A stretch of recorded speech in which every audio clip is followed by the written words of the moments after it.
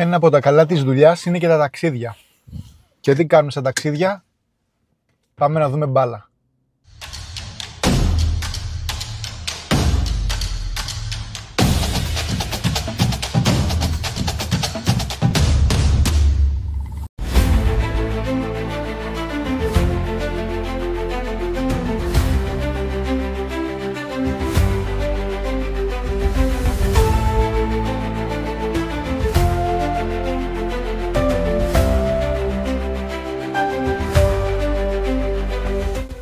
Με το αυτοκίνητο ξεκίνησα από Βέλγιο με κατεύθυνση το Leverkusen.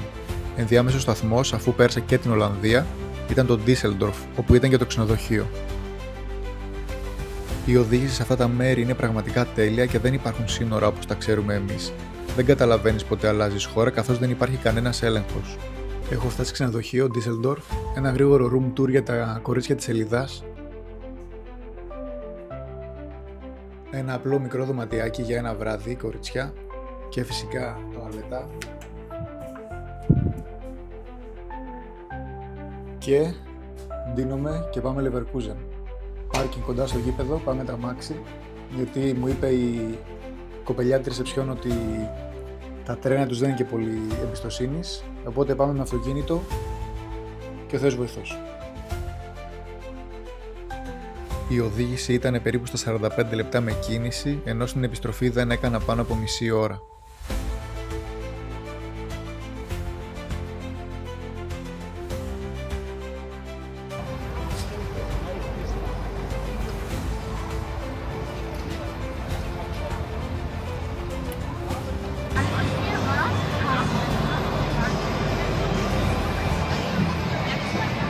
Το εισιτήριό μου εντάξει ήτανε, πάλι καλά, δεν κάναμε τόσο δρόμο τζάμπα. Αγορά που έπρεπε να γίνει και τώρα πάω να μπω στο γήπεδο.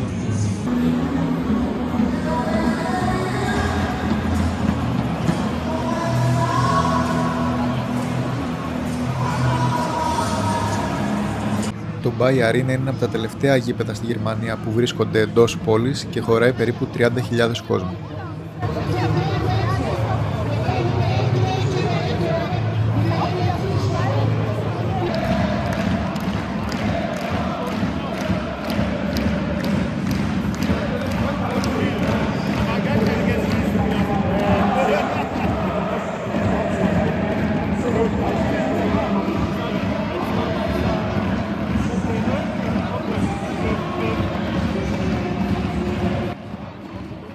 Προπονητής της Heidenheim, Frank Schmidt, βρίσκεται στην ομάδα από το 2007.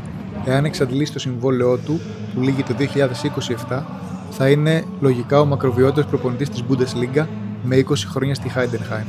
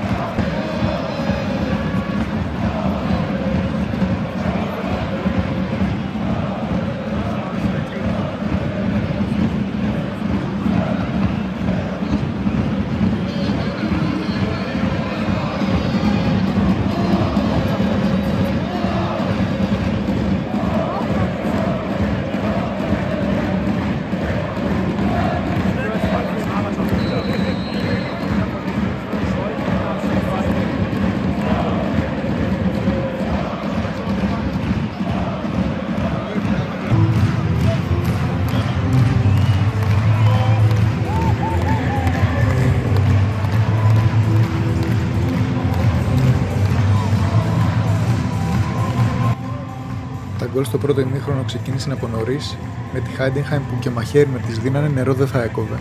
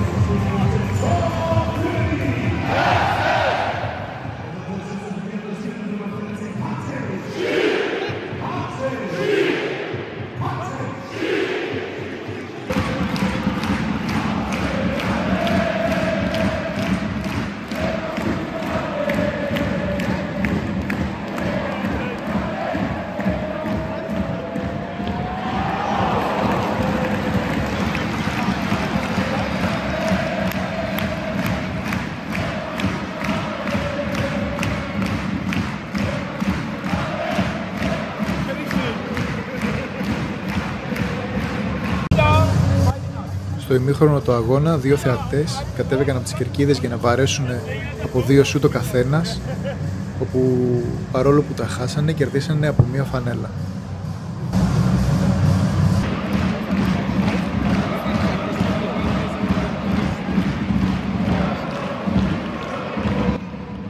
Το δεύτερο ημίχρονο ξεκίνησε με την ψευδαίσθηση ότι θα είναι συνέχεια του πρώτου, στο οποίο μπήκαν και 5 γκολ.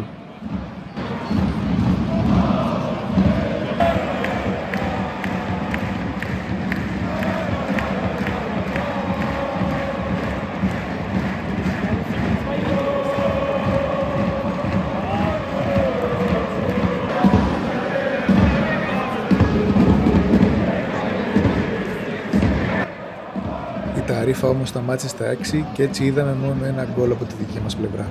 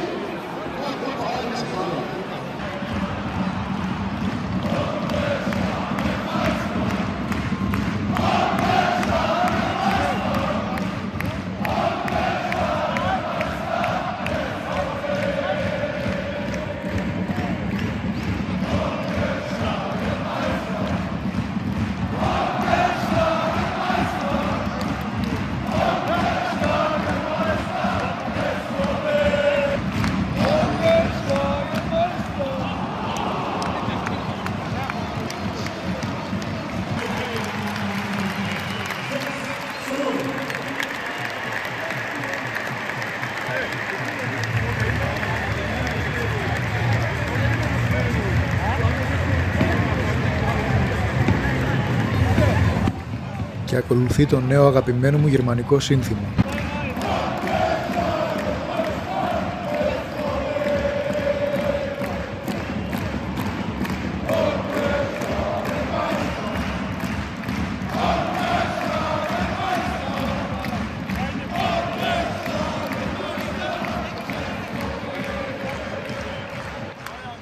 Τέλος, αυτό που μου έκανε εντύπωση είναι το πόσοι πολλοί πήγαν στο γήπεδο χρησιμοποιώντας το ποδήλατο.